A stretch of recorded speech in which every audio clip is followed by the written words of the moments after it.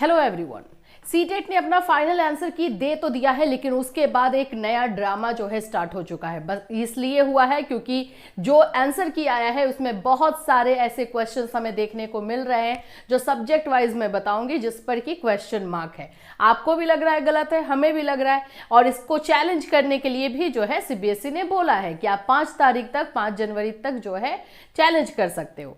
तो आज हम लोग जो है उसी में से कुछ क्वेश्चन जो आपने हमें सेंड किया है उस पर हम बताएंगे कौन सा क्वेश्चन चैलेंज करोगे तो आप लोगों के मार्क्स मिल सकते हैं, कौन से क्वेश्चन पे चैलेंज करने पे मार्क्स नहीं मिलेंगे ये भी देखेंगे। जिन भी बच्चों का 81, 82 मार्क्स आया है तो क्या ओबीसी कैटेगरी और एससी एसटी कैटेगरी से है तो क्या उनके मार्क्स बढ़ जाएंगे? 89 वाले बच्चे का क्या मार्क्स बढ़ेगा? क्या ऐसा भी है कि जो उन बच्चों का 91 या 92 है तो उनका मार्क्स कम हो सकता है? ये सारी चीजों का डिस्कशन जो है आज इस वीडियो में करेंगे विथ प्रूफ के साथ जो है हम बात करने वाले हैं। सो फ्रेंड्स, चैनल पर पहली बार विजिट कर रहे हो तो चैनल को सब्सक्राइब कर लेना, बेल आइकन को हिट कर देना। यहाँ पर आप लोग को सीटेट का जो है लाइव क्लास भी दिया जाएगा एंड साथ ही साथ में आप लोग का बैच भी लेकर हम आएंगे जिसमें आप लोगों को सब्जेक्ट वाइज हर चीज को पढ़ाया जाएगा। देखो चीजें ये हो गई है ना कि हम लोग आपको एनसीईआरटी, मतलब यहां पर सीबीएसई को चाहिए एनसीईआरटी।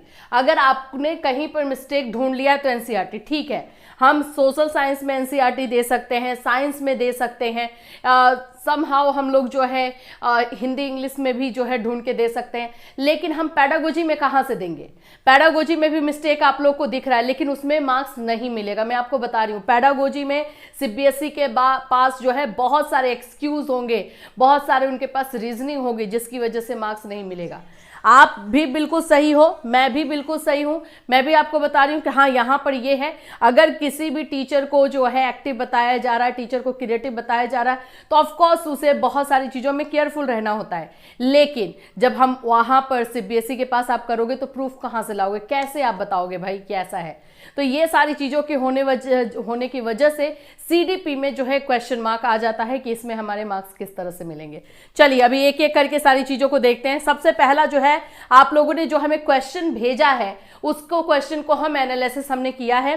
कुछ क्वेश्चन में ऐसा लग रहा है कि हाँ यहां पर सीबीएसई बच नहीं पाएगी और यहां पर मार्क्स आपको मिल जाएंगे, लेकिन कुछ ऐसे भी है जहां पे सीबीएसई खेल जाएगी, गेम हो जाएगा आपके साथ, उस पर भी बात करेंगे। चलिए, और जो भी बच्चे 81, 89 और या फिर जो है आप लोग के 90 वाले हैं उन लोगों को मैं बता दूं कि आप लोगों के लिए जो है मार्क्स बढ़ सकता है। मार्क्स कितना बढ़ सकता है? तो 1 से 2 नंबर, इससे ज्यादा नहीं। आपको ज्यादा से ज्यादा मार्क्स बढ़ते हुए दिखाई देगा तो 1 से 2 नंबर, यही होता आया है। देखो अब ये नहीं बोल रहे कि हाँ इसमें गलत है तो गलत है, सीबीएसई उतना आपको दे देगी, नहीं देती है। अब वो हर जगह रीजनिंग अपना निकालेगा। आपने देखा भी है ना कि जो नोटिफिकेशन रहता है उसमें उसका लिखा हुआ रहता है कि अंततः फैसला हमारा ही होगा, तो फैसला उन्हीं का है, चाहे गलत हो या सही हो। अब जो भी बोलो, हिटलरगिरी बोलो, जो बोलो, यही है। चलिए एक एक करके क्वेश्चन देखते हैं। सबसे पहला क्वेश्चन जो है हम आपको लेते हैं सोशल साइंस से। सोशल साइंस का 3-4 क्वेश्चन है जिसमें डाउट है। बिल्कुल आप लोग सही बोल रहे हो, डाउट है।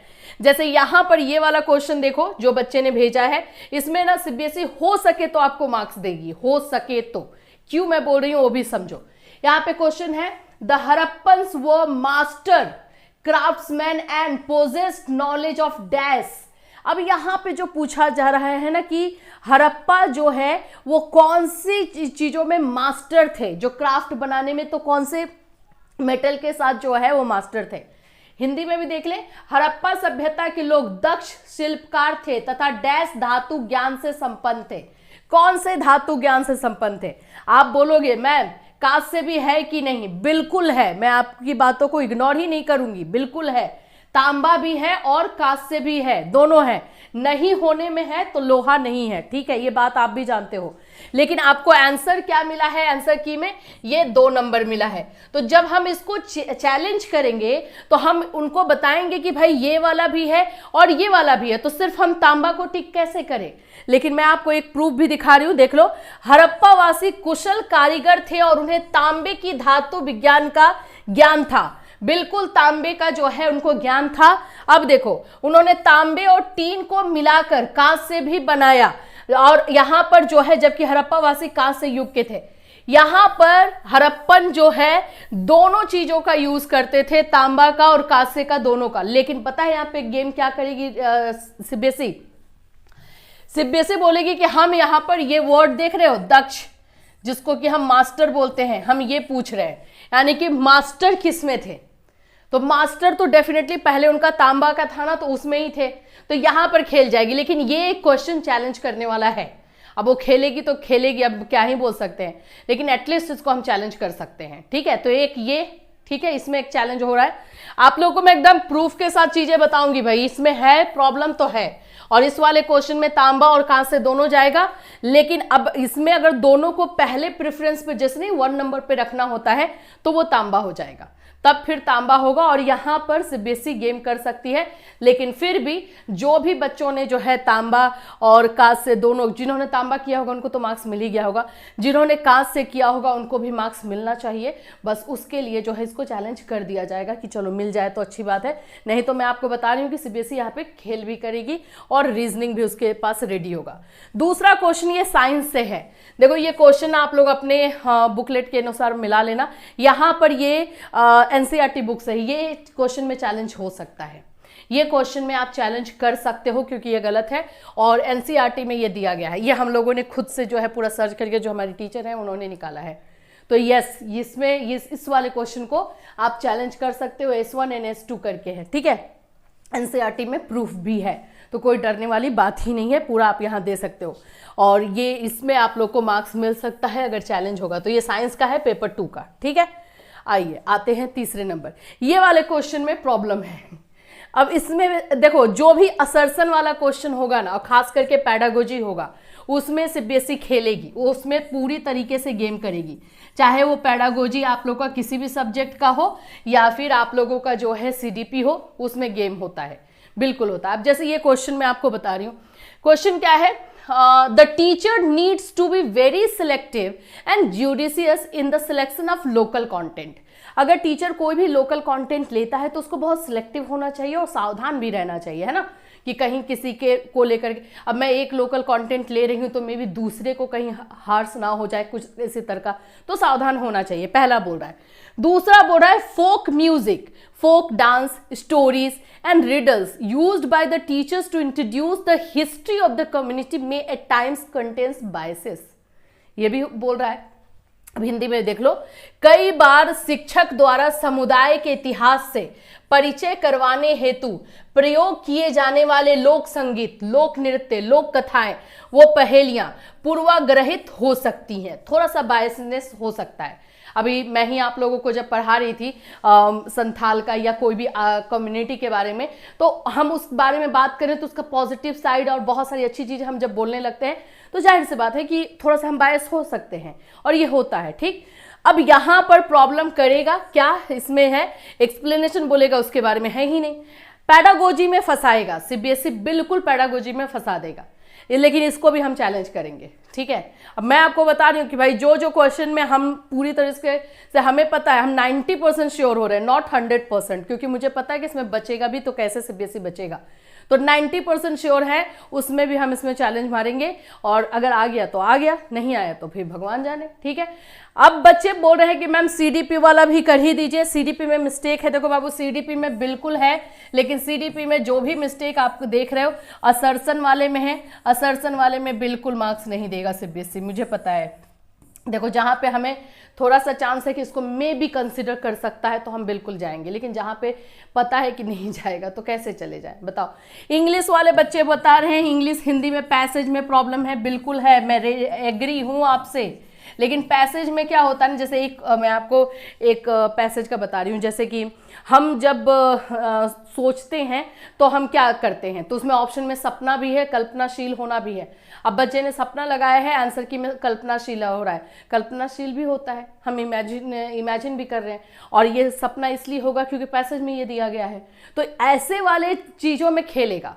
तो ये जो पैसेज का हो जाता है या फिर आप लोगों का जो है पैडागोजी का हो जाता है, उसमें सीबीएसई नहीं मानती है। अब क्या बोले, एक क्वेश्चन के लिए 1000 रुपए भी तो लगा रहे हैं ना, फिर भी नहीं मानेगी। अच्छा चलो मान लो कि हम लगा भी देते, लेकिन एटलीस्ट उधर से पूरा कट टू कट हमें आंसर मिलता कि हाँ इसको एक्सेप्ट कर लिया गया, इसको नहीं किया गया, तो ऐसा भी तो होता।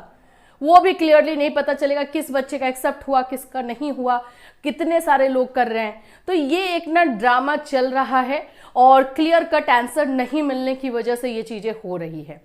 अब बात करते हैं कि कितने मार्क्स बढ़ेंगे। जो बच्चे 89 पर हैं जनरल कैटेगरी, जो बच्चे 81 पर हैं ओबीसी और एससी कैटेगरी, क्या बनेगा? देखो 1-2 नंबर तो बढ़ेगा, क्वेश्चन में है प्रॉब्लम, और पिछली बार भी हमने देखा था 1-2 नंबर बढ़ा ही था, बिल्कुल बढ़ा था, तो वो चांसेस है। अब डिपेंड करता है कि आपका सब्जेक्ट कैसे, जैसे हमने साइंस में बताया ईवीएस में एक क्वेश्चन है जो कि पूरी तरीके से गलत है, उसको भी चैलेंज किया जा रहा है, वो मैंने यहाँ पे लाया नहीं है लेकिन वो भी गलत है। तो ऐसे कोई कुछ ऐसे क्वेश्चन है ना कि 100% वाले हैं, एनसीईआरटी से उसका प्रूफ मिल जा रहा है, प्रूफ भी हम लगा रहे हैं और वो भी लगा रहे हैं और सेंड कर रहे हैं, तो उसमें तो मिल जाएगा। तो अगर आप ईवीएस मतलब पेपर 1 वाले बच्चे हैं तब आपका होगा, अगर आप साइंस वाले बच्चे हैं तो आपका होगा। सोशल साइंस वाला मैंने बताया है कि 2 क्वेश्चन किया जाएगा, लेकिन उसमें है प्रॉब्लम कि वो एक्सेप्ट करे ना करे, कर लिया तो अच्छी बात है, नहीं किया तो गया। तो इस तरह से आपका पर्टिकुलर वो सब्जेक्ट है कि नहीं उस पर भी डिपेंड करेगा। तो अगर है तो एक नंबर हम उम्मीद हर एक बच्चे के लिए कर सकते हैं कि यस +1 जा रहा है, ठीक है, +1 जा रहा है। लेकिन अब ये भी तो हो सकता है ना कि उल्टा हो जाए, जिन बच्चे का 90 है ये भी हो सकता है कि वो -1 होकर 89 हो जाए, क्योंकि मान लो कि आपने आंसर जो है बी लगाया था उसकी वजह से आपको 90 मिला, और सीटेट ने जो है आंसर गलत करके फिर ए कर दिया है, तो आपका मार्क्स जा भी तो सकता है। तो हाँ, ये दिमाग में दोनों चीजों को लेकर के चलना कि ऊपर नीचे 1 नंबर 2 नंबर हो सकता है, 2 तो नहीं लेकिन 1 नंबर ऊपर नीचे हो सकता है। या ये भी हो सकता है कि आपने जो मैच किया उसमें आपको प्रॉब्लम आया हो सकता है ना कि आपने सही से मैच ना किया हो, तो ये भी इश्यू जो है आते हैं। तो इसीलिए ये सारे प्रॉब्लम्स हो सकते हैं। तो अभी आप लोग सिर्फ और सिर्फ बात वेट कीजिए भाई रिजल्ट का। रिजल्ट आप लोग को 15 to 16 जनवरी तक हार्डली मिल ही जाएगा। आंसर की जो है चैलेंज करने का लास्ट डेट 5 जनवरी है आप लोगों को, और रिजल्ट आप लोगों को 15 से 16 जनवरी तक मिल जाना है। दूसरी बात जो बोल रहे हैं कि क्या रिवाइज्ड आंसर की आएगा, तो ऐसा तो आपने देखा है नहीं आएगा। लास्ट टाइम आया भी था तो क्या ही कर लिया, कुछ भी चेंजेस तो थे नहीं उसमें, तो रिवाइज आंसर की का कोई मतलब ही नहीं बनता है, उसका चांसेस कम ही है। डायरेक्टली अब आपको आंसर ही, आपको रिजल्ट ही देखने को मिलने की संभावना पूरी तरह से दिखाई दे रही है, ठीक है। और नेक्स्ट सीटेट के बारे में आपको पता ही है कि जुलाई में एग्जामिनेशन होगा, तो उसका फॉर्म फिलअप और जो भी प्रोसेस होगा आपको हम अपने चैनल के माध्यम से बताते रहेंगे। जिन भी बच्चों का 95, 94 आ गया है ना, तो वो थोड़ा सिक्योर रहो कि हाँ आपका ज़्यादा ऊपर नीचे नहीं होने वाला है, आप लोग हो गए हो पास। जिन बच्चों का 90 है उनका भी हार्ट बीट बढ़ेगा कि कम भी हो सकता है। जिनका 89 है वो तो उम्मीद के साथ रहेंगे कि हाँ 1 नंबर बढ़ जाए, तो वहाँ पे भी हम आपको बता रहे हैं कि है चांस। अभी जिनका एकदम ही कम है, जैसे कि 10-12 नंबर का डिफरेंस है, तो नहीं है, तो फिर आप नेक्स्ट सीटेट की तैयारी में लग जाइए, क्योंकि निकालना तो इसी तरह से होगा। कभी भी हमें बॉर्डर लाइन पे आना ही नहीं है, हमारा टारगेट हमेशा आगे के लिए रहना चाहिए। इसी तरह से आप जो है सीटेट क्लियर कर सकते हो।